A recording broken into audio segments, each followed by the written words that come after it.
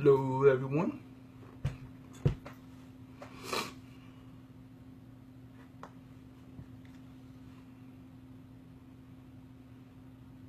What's up, Richard? Hey, babe. Hey, Miss Smith. See if we can get a couple more people on here. What's up, Greg? Glad you joined me. What's up, Mike? Somebody give me a thumbs up to make sure y'all can hear me okay.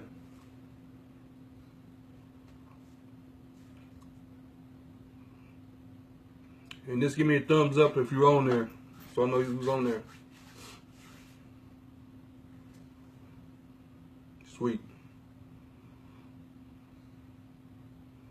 Wait a couple more minutes. Get a few more people on if we can. So bear with me, people.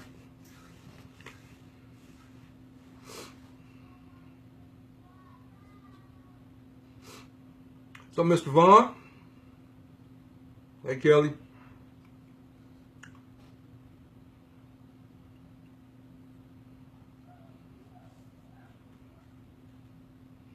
Hey, Miss Cartwright. Need you to work on that social media we talked about.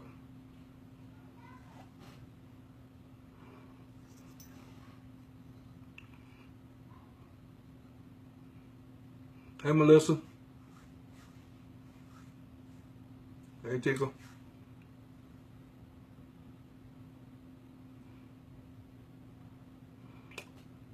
See here. Give it another minute.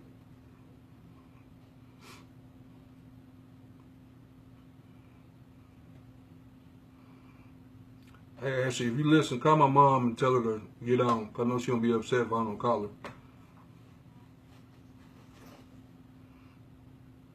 Just give me one more minute, y'all, and we'll get started.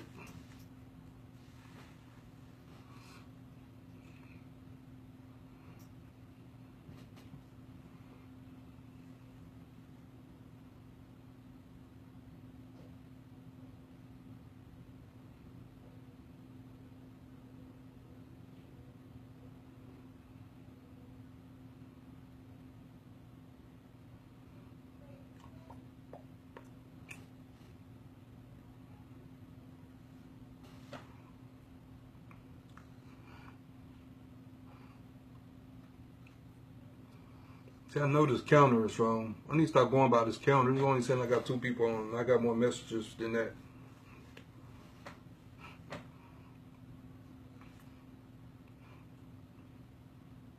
But I'm going to go ahead and get started. I want to start off today by asking everybody for some prayers for my family, for my father-in-law, Miles Stills. He's about to go through a surgery to help relieve some pain that he's been dealing with for the past, I'll say 3 years, I believe. Dealing with his neck and getting migraines and stuff. Hey, what's up, Mr. Voss? So if y'all can start a prayer chain for me for that. His name is Miles Steele. But let me go and get to what I wanted to talk about today. I'm actually going to touch on some of the stuff that's been going out in the world. I wasn't at first. I wanted to, like, earlier this weekend when stuff was started going on. I said, no, I'm going to probably ruffle a few feathers out there. But once I went to church today, the pastor hit it right on the nail what I was thinking. So I felt like that was a sign like, all right, you need to speak. I don't have that many followers. I got a few, but as long as I can get the 1 follower to share this worked it. So the stuff that's going on in Charlottesville, it's scary. It's real scary. And one thing the pastor was talking about, what I was thinking was, how do we respond? And that's a big thing. How do we respond to something like that? If we're Christians, it's supposed to be a certain way to respond. I think it's Romans 12:21 he read today. Be not overcome of evil, but overcome evil with good. And so my thoughts to that was, just not ignore it. We know, let me give you a example. You know, like a child, like somebody, you got a kid that's 3, 4 years old, it's time for them to go to bed, but you put them in bed, they start crying.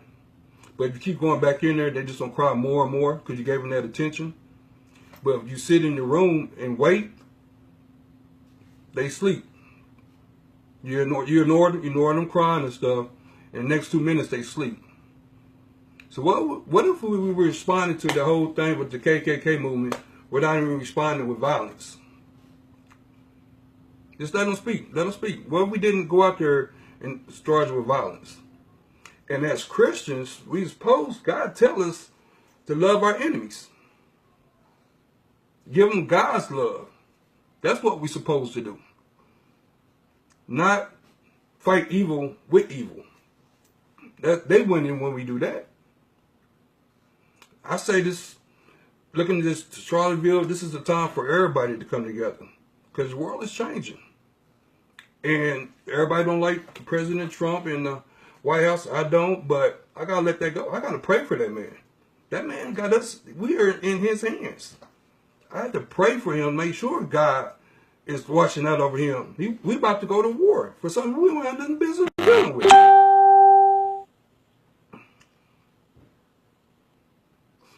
Yeah, so that's what I was learning. That's what I was learning from that.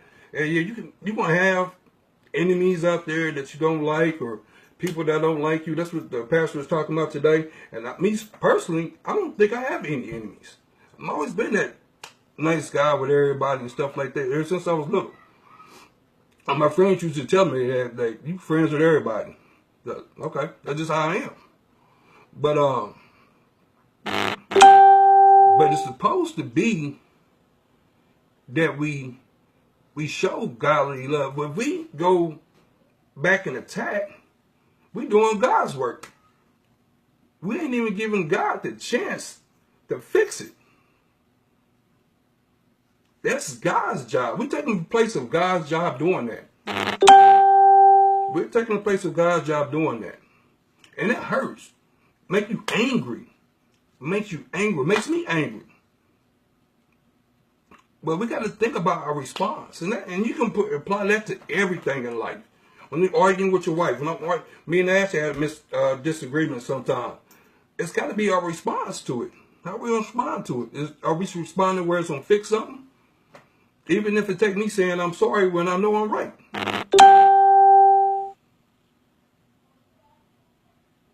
So, that's scary. This stuff that's happening over the weekend, that's scary. The amount of killings in Kansas City, and we losing kids out there left and right. Yeah, we need a lot of prayer. We need a lot of prayer. A lot of God's love right now. We need his hands on us. But I don't think we need to respond with evil versus evil. Those people need to be taught the word of God. Like I said, I would have ignored them. I mean, so how long would they stayed out there if nobody responded to them? They got exactly what they want. They want us to respond to them. They got there doing their little chants and stuff where everybody just walk by and just pay them no mind. They would have been looking stupid. That didn't work. Let God handle that. And like I said, I don't like what Trump is doing, but I'm going to have to pray for that man. They tell you that in the Bible.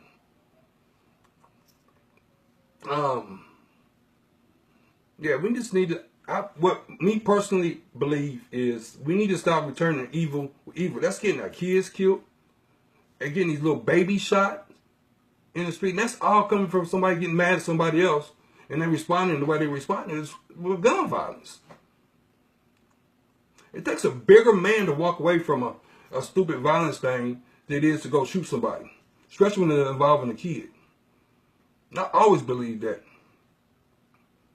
So that's my message on that. It's scary. It's really scary. It's really scary. Well, now, like I'm gonna leave you one last thing on that subject is that as Christians we got to believe how God wants us to respond to something like that. He tells us to respond with God's love. And I ain't saying I'm sitting here being perfect. Because sometimes I respond in a stupid way too. My wife can tell you that. But we need to start responding with God's love. Don't let those people win. Now we lost 3 people that the truck then ran through. That wasn't worth them going out there getting ran over. Now, are the police handling it a certain way? Probably, maybe not. We need to pray on that. But it's not our job to handle that. It's God's job. He see what's going on. And maybe this had to happen just to bring everybody together. I'm talking about black, white, Mexican, Chinese, whoever's American in this country, we should be coming together for something like that. Not with violence. Not with violence. So maybe just join a prayer chain. Make sure God hearing the word, see what's going on to handle that. Like I said, that's his job. So I'm going to move on from that because we probably can talk about that all day. What I really wanted to talk about was the storm. So the past couple weeks, or I'll say the past couple months maybe, I've been going through a little storm. One that hit me hard was depression. Got through that, still working on that and stuff like that. Making sure I don't get back in that dark place. But ever since then, this has been stuff that's been happening. But with my support around me, they've been keeping my faith up. And I just got to keep fighting a little longer. Because once that storm ends, once that rain stops, it's going to be time for my breakthrough. It's going to be time for my breakthrough. And I got to be careful I don't miss it. Being so angry about stuff that already didn't happen. So like when we drop my son, let me give you a sample. We dropped my son off at school. I just got the car fixed with the brakes that cost like $300. As you run and take an Ashley to work, the back tire just blow out. And I'm just about to lose it. Like, you gotta be kidding me. The black tire just blew out. I sat there for a minute. Of course, my mom got upset because I didn't call her right away, but I just started thinking, like, it's going to be okay. It's got to be okay. And then I kind of lost it a little bit. Finally, I talked to my mom and my dad. They came out, helped us out and stuff like that. Things just like that happen. And he brought it to me just to make me an example of it. Just to make me an example of it. Another story. Let me share one more story with you. You know, a couple weeks ago, when I posted something by having everybody pray for me and stuff, for me and my family. We got back some numbers. There's 2 ways I check out my heart. They do something called allomap. That's when they take some blood and they run against numbers. And the second way is when they do the biopsy and they go to my neck and read the heart punctures and stuff. That's the most thorough way. So when they took the blood, the numbers came back kind of hot. It came back like I was rejecting again. And I was like, here we go. So my faith started going down a little bit. Not thinking he was with me or losing hope and stuff. Just a little bit. But you know what he did? He sent the angel. As me and Ashley was walking into the clinic to do the biopsy, my new church member that I just joined, Grace Church, the sister named Chris, she stopped us and said, Chris, I want to say a prayer with you. So we sit there and said a prayer, and as I took that as God's telling me, I'm here with you. That he's here with me. I have nothing to worry about. You know what my results was from that biopsy? 0, 0, no rejection. Better numbers than I had before. So that's a proven thing that you got to keep that faith. You got to have that hope. Keep that hope. That just opened up my eyes. It's just amazing that she was walking out. I didn't know she went down St. Louis. She was walking out. We was walking in. And she said, Chris, I want to say a prayer for you. And I knew right then and there, like, he sent me a message like, look, I'm with you. We're going to get through this.